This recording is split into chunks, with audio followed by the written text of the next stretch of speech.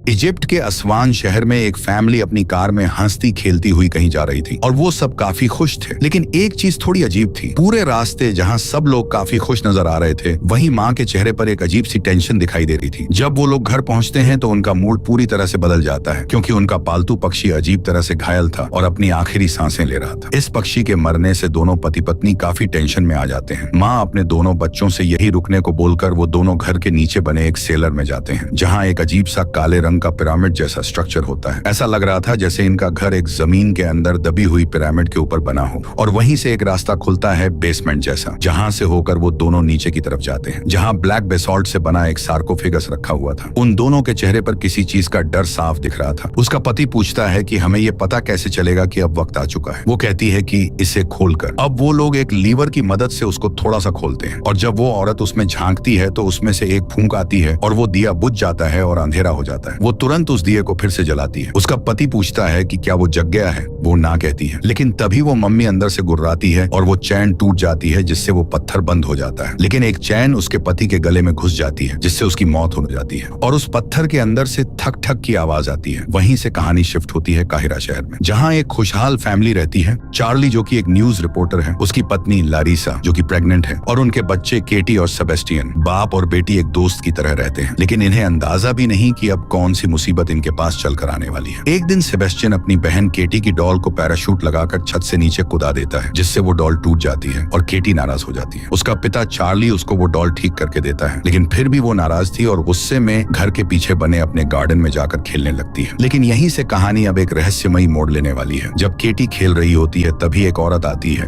और वो केटी से बातें करने लगती है। केटी कहती है कि लायला कहाँ है और आप कौन हो। वो औरत कहती है कि उसका पेट दुख रहा है, इसलिए आज मैं आई हूँ। ऐसा लगता है कि ये औरत काफी दिन से केटी के संपर्क में थी। वो उसको मैजिक दिखाती है, जिससे केटी काफी इंप्रेस हो जाती है और वो उसको चॉकलेट भी देती है। आखिर में वो उसे एक सेब देती है और एक मंत्र पढ़ती है, जिससे उस सेब में से एक कीड़ा निकलकर सीधा केटी के मुंह के अंदर चला जाता है और केटी वहीं चौक हो जाती है। इधर उसका पिता उसकी मॉम से बात कर रहा होता है, तभी उसको केटी की अलमारी में रखे हुए चॉकलेट के ढेर सारे रैपर्स दिखते हैं। उसे ये काफी अजीब लगता है और अपनी पत्नी से पूछता है कि इतने सारे चॉकलेट केटी को कौन दे रहा है। वो कहती है कि मुझे तो नहीं पता। फिर वो अपने बेटे सेबेस्टियन से पूछता है तो वो बताता है कि ये सब उसकी दोस्त देती है उसको गार्डन के दूसरी तरफ से। ये सुनकर उसको काफी अजीब लगता है और वो केटी को ढूंढते हुए गार्डन की तरफ भागता है, पर केटी उसे वहाँ नहीं दिखती, लेकिन उसे वहाँ जाली टूटी हुई दिखती है। अब वो तुरंत चौकन्ना हो जाता है और केटी को ढूंढते हुए इधर उधर भागने लगता है, लेकिन केटी का कोई पता नहीं चल रहा था। और उसी समय पूरे शहर में रेतीली तूफान भी आ चुकी थी। तभी उसे एक औरत केटी को लिए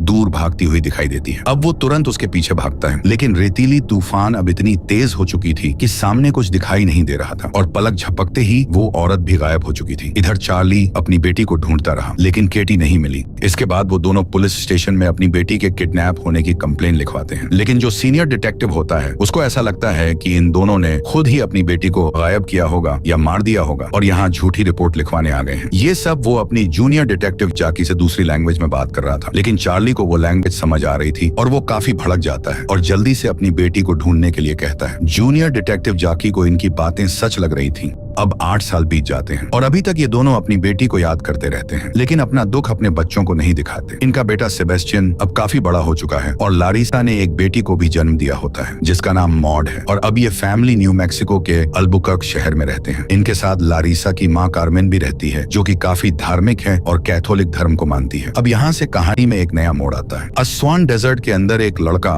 अपनी साइकिल की चैन ठीक कर रहा होता है, तभी दूर उसके पीछे एक धमाका होता है। वो वहाँ जाकर देखता है तो वहाँ एक छोटा सा प्लेन क्रैश हो चुका था और उसके दोनों पायलट बुरी तरह से जख्मी होकर मर चुके थे, और उसके पास ही एक बड़ा सा काले रंग का सार्कोफेगस पड़ा हुआ था। अब तुरंत इसकी रिपोर्ट अथॉरिटीज को दी जाती है और 2 आर्कियोलॉजिस्ट उस सार्कोफेगस को खोल चुके थे, और जब वो मम्मी के मुंह पर से पट्टी हटाते हैं, उसके कुछ ही सेकंड बाद उस मम्मी के मुंह से एक कीड़ा निकलता है और वो बहुत तेज तड़पने और चिल्लाने लगती है। ऐसा लग रहा था जैसे किसी जिंदा बच्ची को मम्मी की तरह लपेट कर इस सार्कोफेगस में दफनाया गया था, और बहुत वक्त के बाद उसने पहली सांस ली हो। इधर चार्ली अपनी अपनी फैमिली के साथ पिकनिक पर होता है और बच्चों के साथ हंस खेल रहा होता है। लेकिन अब यहाँ उन्हें कुछ ऐसा पता चलने वाला था जिसकी तलाश वो सालों से कर रहे थे। उन्हें यूएसए के एम्बेसी से कॉल आता है और बताया जाता है कि आपकी बेटी मिल चुकी है। ये सुनते ही उनके कान खड़े हो जाते हैं। वो दोनों फूट फूट कर रोने लगते हैं। इसके बाद वो हॉस्पिटल पहुंचते हैं। डॉक्टर उनसे कहता है कि आप जो अभी देखने वाले हैं उसके लिए आपको अपना दिल मजबूत करना होगा, क्योंकि केटी की हालत बिल्कुल ठीक नहीं है। उसकी स्किन बहुत ही खराब हो चुकी है और वो अचानक से बेकाबू हो जाती है, जिसके लिए उसे इंजेक्शंस देने पड़ते हैं। इसके बाद जब वो केटी को देखते हैं तो उनकी आंखें फटी की फटी रह जाती हैं। उसकी पूरी स्किन इस तरह खराब हो चुकी थी जैसे कई सालों तक उसने धूप न देखा हो। अपनी बेटी की ऐसी हालत देखकर उनका दिल थम जाता है। लेकिन सबसे बड़ा सवाल ये था कि केटी की ऐसी हालत आखिर हुई कैसे। वहीं हॉस्पिटल में वो 8 साल पहले वाली डिटेक्टिव जाकी भी आई होती है और वो बताती है कि आपकी बेटी एक काले रंग के ताबूत में थी जब प्लेन क्रैश हुआ, और ये ताबूत एक ज्वालामुखी के पत्थर से बना है जो कि 3000 साल से भी पुराना है। चार्ली पूछता है कि हमारी बेटी इस ताबूत के अंदर पहुंची कैसे, लेकिन डिटेक्टिव जाकी के पास अभी इसका कोई जवाब नहीं था। चार्ली पूछता है कि क्या तुम हमारी बेटी के मुजरिम को ढूंढने की पूरी कोशिश करोगी। जाकी हाँ कहती है। अब वो केटी को घर लेकर आते हैं, जहाँ मॉड अपनी नई बहन से मिलकर खुश थी, लेकिन सेबेस्टियन वहीं साइड में खड़ा उसको देख रहा था। सब लोग केटी को देख रहे थे और उससे बात करने की कोशिश कर रहे थे, लेकिन केटी बस एक जिंदा लाश की तरह पड़ी हुई थी। उसके मुंह से एक शब्द अभी तक नहीं निकला था, बस वो अपनी आंखें हिला पा रही थी। वहीं लारिसा की माँ कार्मेन केटी के लिए प्रेयर कर रही थी, लेकिन तभी केटी को अचानक से दौरा पड़ने लगता है और कार्मेन के फेस पे अपना सिर जोर से मार देती है। तभी उसकी माँ उसको काबू करने के लिए उसे तुरंत इंजेक्शन लगा देती है।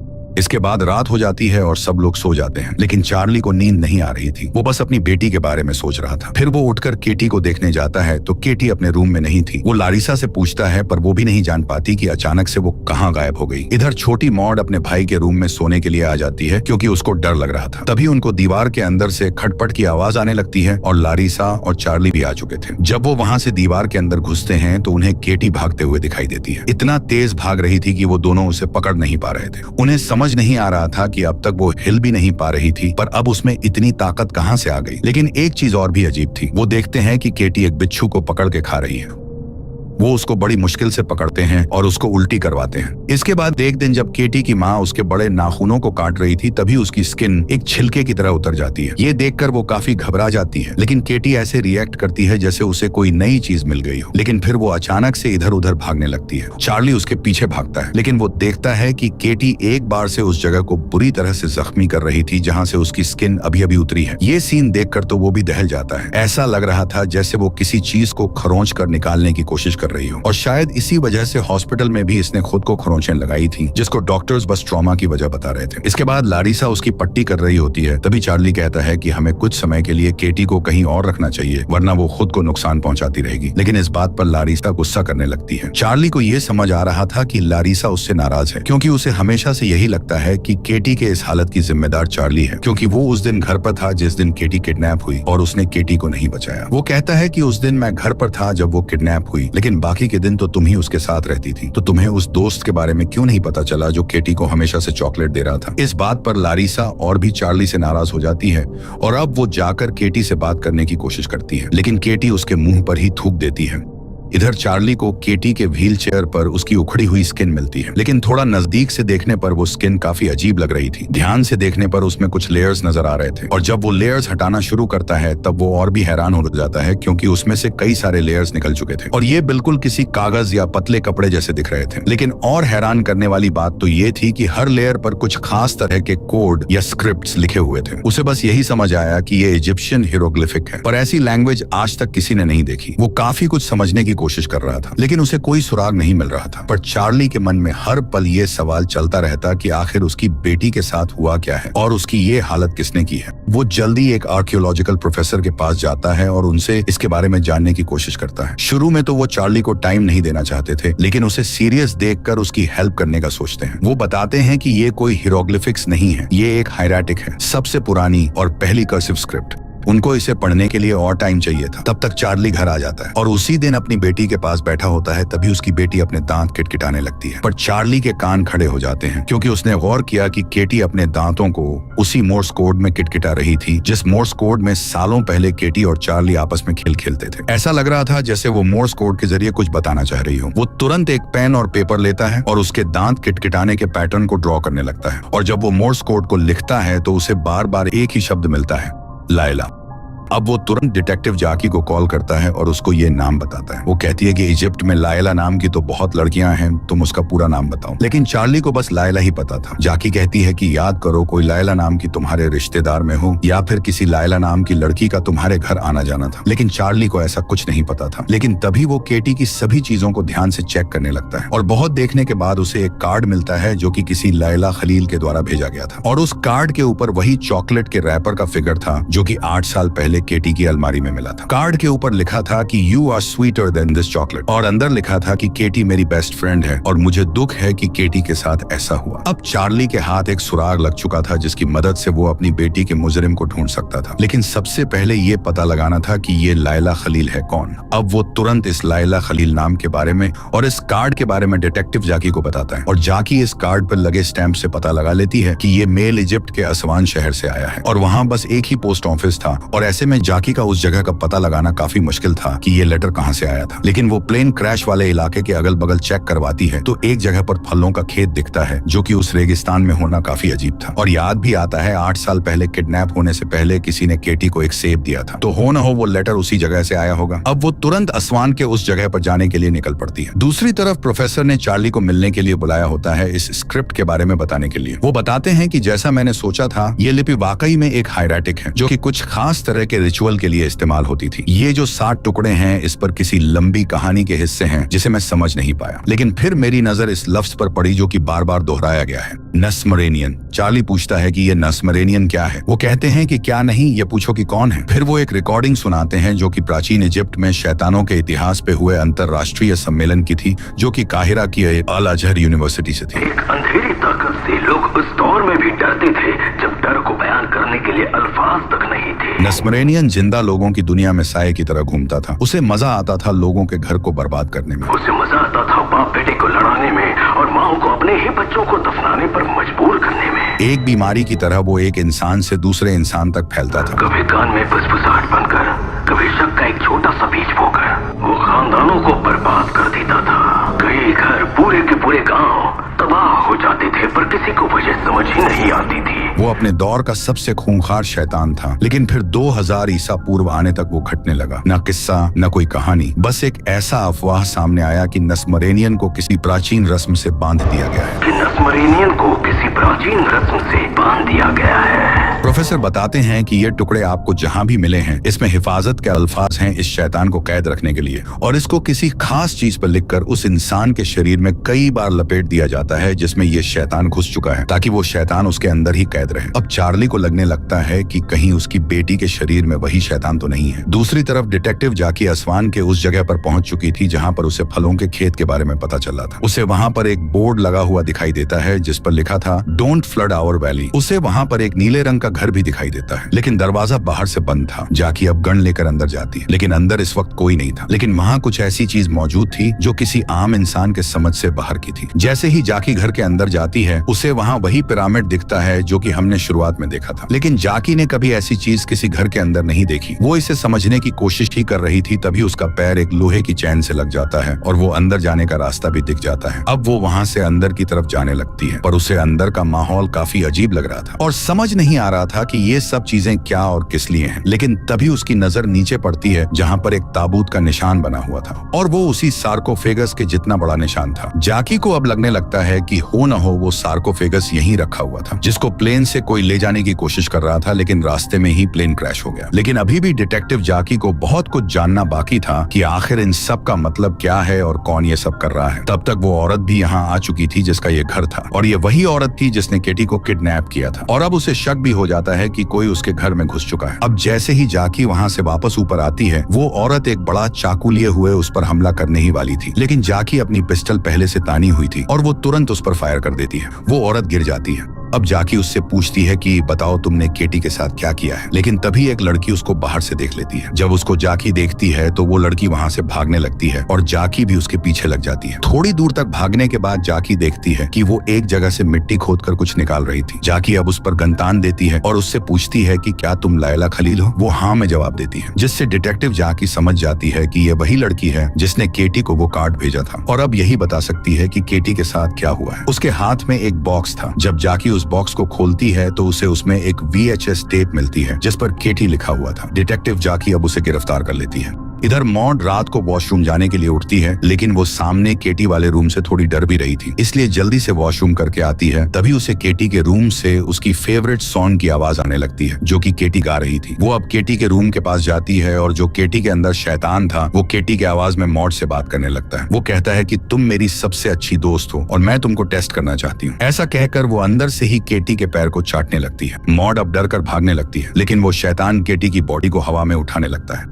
अब ये होने के बाद से ही मॉड का बर्ताव बहुत अजीब हो चुका था, जैसे कि उस पर भी उस शैतान का असर थोड़ा थोड़ा होने लगा था। और वो स्कूल में भी अपने क्लास टीचर से बहुत ही बदतमीजी से बात कर रही थी और उन्हें गंदी नाली की चूहिया बोल रही थी और भी बहुत सारी गालियां दे रही थी, जिसकी शिकायत करने के लिए स्कूल के प्रिंसिपल ने चार्ली को स्कूल बुलाया हुआ था। लेकिन हैरानी की बात तो ये थी कि रास्ते में आते वक्त भी मॉड बहुत बदतमीजी कर रही थी और अपने भाई को तो घंटा भी नहीं समझ रही थी। इधर कार्मेन फिर से केटी के लिए प्रेयर्स कर रही थी। तभी केटी के अंदर का शैतान अपनी हरकतें दिखाना शुरू करता है और कार्मेन की हवा टाइट करने लगता है। जब कार्मेन वहां से भागने की कोशिश करती है तो दरवाजा भी बंद हो जाता है और वो अचानक से कार्मेन के पीछे आ जाती है और उसे पटक कर उसकी नकली दांत बाहर निकाल देती है। अब वो शैतान कार्मेन की चैन से ही उसको हवा में टांग देता है और उसको विंडो से बाहर फेंक देता है। तब तक चार्ली भी मॉड और सेबेस्टियन को लेकर आ ही चुका था और कार्मेन सीधा उसकी गाड़ी की बोनट पर जाकर गिरती है और वहां पर कुछ कॉयोटीज भी आ चुके थे और कार्मेन की बॉडी को खाने लगते हैं, जिसे देखकर चार्ली, सेबेस्टियन और लारिसा का दिल दहल चुका था। लेकिन वहीं मॉड ये देखकर खूब हंसे जा रही थी। दूसरी तरफ डिटेक्टिव जाकी को जो VHS टेप मिली थी उसकी रिकॉर्डिंग जब वो देखती है तो उसे उसमें कुछ ऐसा दिखाई देता है जिसे देखकर उसकी आंखें फटी की फटी रह जाती हैं। वो अब उस लड़की लायला के पास गुस्से में आती है और उससे पूछती है कि बताओ क्या है ये सब, लेकिन वो कुछ बोल नहीं रही थी, पर वो अपनी जीभ दिखाती है जो कि कटी हुई थी। ये देखकर जाकी और भी हैरान हो जाती है। वो पूछती है कि ये किसने किया तुम्हारे साथ, क्या उस औरत ने जो उस टेप में है? वो हाँ में सिर हिलाती है। फिर लायला मुश्किल से बताना शुरू करती है। वो कहती है कि एक बार मैंने अपनी माँ के सच को बताने की कोशिश की तो उन्होंने मेरी जीभ काट दी। फिर वो बताती है कि केटी हमेशा उस ताबूत में बंद रहने वाली थी, लेकिन हमारे इलाके में बाढ़ आने वाला था, इसलिए मेरे भाई को मजबूरन उसे वहां से दूसरे जगह पर ले जाना पड़ा। लेकिन रास्ते में प्लेन क्रैश हो गया। मतलब कि शुरुआत में जो फैमिली दिखी थी उसमें जो बच्ची थी वही लैला है और जो औरत थी वो उसकी माँ थी। इसके बाद वो आगे की चीजें पेपर पर लिखकर बताती है, जिसे पढ़कर जाकी अपना सिर पकड़ लेती है। वो तुरंत चार्ली को कॉल करके कहती है कि मुझे तुमसे मिलना बहुत जरूरी है क्योंकि मुझे तुमको कुछ दिखाना है। इधर चार्ली के घर पर सभी लोग लारिसा की माँ कार्मेन की फ्यूनरल की तैयारी में लगे थे और कुछ रिश्तेदार भी आए थे और चार्ली और लारिसा ने उसको ऊपर के कमरे में अच्छे से बांधकर लॉक कर दिया था ताकि वो बाहर आकर गेस्ट्स के सामने कोई हंगामा न करने लग जाए। लेकिन केटी के अंदर जो शैतान था उसको वो कब तक कैद करके रख सकते थे। जब सेबेस्टियन केटी के रूम के पास जाता है तब केटी उससे बातें करने लगती है, लेकिन सेबेस्टियन अपने कान बंद कर लेता है और अपने हेडफोन्स में गाना सुनने की कोशिश करता है ताकि उसको केटी की बातें न सुनाई दे। लेकिन उसके हेडफोन में से केटी की आवाज आने लगती है जो कि एक मर्द की तरह आवाज थी जो कि केटी के जरिए वो शैतान बोल रहा था। और यहीं से अब सेबेस्टियन पर भी उस शैतान का असर होने लगता है। यहाँ नीचे खाने की टेबल के पास मॉड बैठी थी और वो अपना दांत तोड़ने लगती है और दांतों में से निकल रहे खून को वो खाने की टेबल पर थूक देती है और धीरे धीरे करके वो अपने सभी दांत निकाल देती है और अपनी मरी हुई नानी की दांत को लगा लेती है और कोई नोटिस भी नहीं कर पाता है। फिर वो अपने दांत चार्ली और लारिसा को दिखाती है तो उनका बीपी एकदम से हाई हो जाता है। लेकिन उसके ठीक सामने ऊपर लकड़ी की बनी सीलिंग सड़कर गल चुकी थी क्योंकि केटी ने वहां पर उल्टी की थी और वहीं से केटी अब नीचे की ओर आने लगती है। और ये सब उलूल जुलूल हरकतें वो शैतान ही मॉड से करवा रहा था ताकि सबका ध्यान भटक जाए और वो अपना काम मस्ती से करे। केटी अब सीधा सीलिंग पर चलते हुए ही कार्मेन के पास आ जाती है और उसकी बॉडी में से जूस निकालने लगती है। लेकिन तभी लारिसा देख लेती है और वो उसे हटाने की कोशिश करती है, लेकिन कार्मेन का ताबूत ही पलट जाता है और जो लिक्विड उसकी बॉडी में से निकल रहा था उसको केटी के जरिए वो शैतान पीने लगता है। इस लिक्विड को एम्बैमिंग फ्लूइड कहा जाता है जो कि शरीर को लंबे समय तक खराब होने से बचाने के लिए डेड बॉडी में भरा जाता है। और केटी वो लिक्विड इसलिए पी रही थी या फिर वो शैतान उससे पिलवा रहा था क्योंकि केटी की बॉडी उस शैतान की वजह से खराब हो रही थी और वो उसे खराब नहीं होने देना चाहता था। लेकिन केटी की इस हरकत को अब सारे गेस्ट्स ने देख लिया था और अब उनकी बीपी भी हाई होने लगी थी। अब रात हो चुकी थी और इस वक्त तक लारिसा को भी लगने लगा था कि केटी इस घर के लिए बहुत बड़ा खतरा है क्योंकि उसने उसकी माँ का फ्यूनरल भी नहीं होने दिया। पूरे घर में मातम का माहौल छा चुका था। इधर सेबेस्टियन अपने रूम में बेड की लकड़ी पे मार मार कर अपना सिर फोड़ रहा था। दूसरी तरफ चार्ली केटी को व्हील चेयर से बांधकर उसके सामने बैठा हुआ था और उसे कुछ समझ नहीं आ रहा था। तभी केटी उसके सामने ही व्हील चेयर को हवा में ऊपर नीचे करने लगती है, जिसे देखकर चार्ली के एक बार फिर से होश उड़ जाते हैं। लेकिन इसी वक्त पर डिटेक्टिव जाकी यहाँ पहुंच जाती है और वो अपने साथ वो VHS टेप भी लाई हुई थी, जो कि अब केटी की सच्चाई सामने लाने वाला था। जाकी कहती है कि काश कि मुझे आपको ये टेप नहीं दिखानी पड़ती, लेकिन आपका जानना जरूरी है कि केटी के साथ क्या हुआ है। अब वो टेप को चालू कर देती है और उसमें चल रहे लैंग्वेज को ट्रांसलेट करती है। उस टेप में वही औरत थी जिसने केटी को किडनैप किया था। उसमें वो औरत बोल रही थी कि अब वक्त आ चुका है 82वें मम्मी बनाने की रस्म का। वो शैतान अब जगने वाला है और उसे एक नए शरीर में कैद करने की जरूरत है। वैसे तो कोई भी शरीर चल सकता है, लेकिन शरीर जितना नया हो उतना ही अच्छा, ताकि लंबे समय तक चले। और ये सब मैं इसलिए रिकॉर्ड कर रही हूँ ताकि हमारी आने वाली पीढ़ी इस रस्म को सीख पाए कि किस तरह से इस शैतान को एक खोखले जिस्म से निकालकर एक नए जिस्म में डालना है और इस परंपरा को जारी रख पाए और नसमरेनियन की शैतानी पहुंच से हमेशा दूर रहे।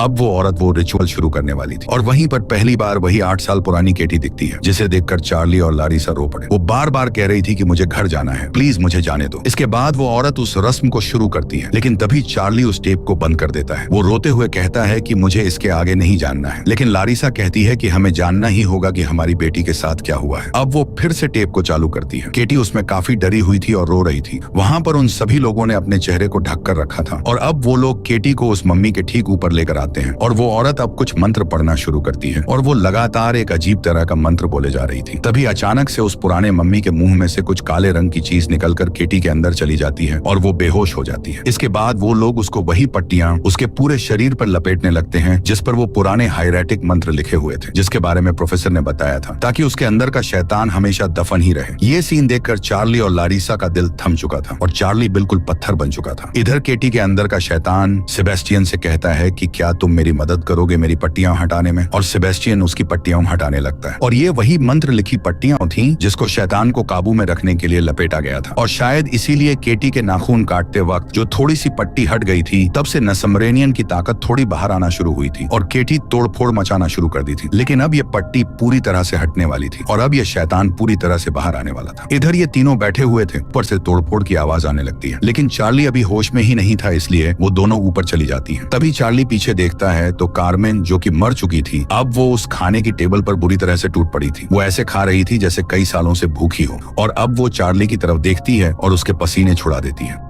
इधर केटी की बॉडी पर वो शैतान अब पूरी तरह से हावी हो चुका था और उसके चारों तरफ एक तूफान भी बन रहा था। तभी चार्ली वहां पर आ जाता है और अब दरवाजा खुलता है और केटी सीधा चार्ली की तरफ दौड़ती है। वो चार्ली की बॉडी को नोच कर खाने लगती है और तो और लारिसा और जाकी को भी एक झटके में दूर फेंक देती है। फिर चार्ली का सिर फोड़ने लगती है। तब तक उसका बेटा सेबेस्टियन भी अपनी बेसबॉल बैट लेकर आ चुका था और अपनी माँ को ही मारने लगता है, लेकिन उसकी माँ के हाथ में जो सेडेटिव इंजेक्शन होता है वो उस पर लगा देती है, जिससे वो बेहोश हो जाता है। मतलब अब पूरे घर में हड़कंप मचा हुआ था। तभी इधर कार्मेन आ जाती है और वो अपने मुंह से एक बिच्छू निकालकर जाकी के मुंह में डाल देती है और वो बिच्छू जाकी के गले में छेद भी कर चुका था, लेकिन जाकी उसको किसी तरह से बाहर निकाल लेती है। इधर केटी अब हाथ धोकर चार्ली की जान के पीछे पड़ चुकी थी, लेकिन तभी जाकी आकर दरवाजे को थोड़ी देर के लिए बंद रखती है और अब चार्ली उसको इशारे से कहता है कि वो वही मंत्रों को दोहराए जो कि वो औरत बोल रही थी नसमरेनियन को दूसरी बॉडी में ट्रांसफर करने के लिए। अब जाकी को वो मंत्र तो याद था क्योंकि उसने कई बार वो टेप देखा था। वो दरवाजा खोल देती है और केटी गुस्से में चार्ली के ऊपर टूट पड़ती है। जाकी अब वो मंत्र बोलने की कोशिश करती है, लेकिन उसके गले में छेद हो जाने के कारण वो नहीं बोल पा रही थी। फिर भी वो गले में अपनी उंगली डालकर वो मंत्र बोलने लगती है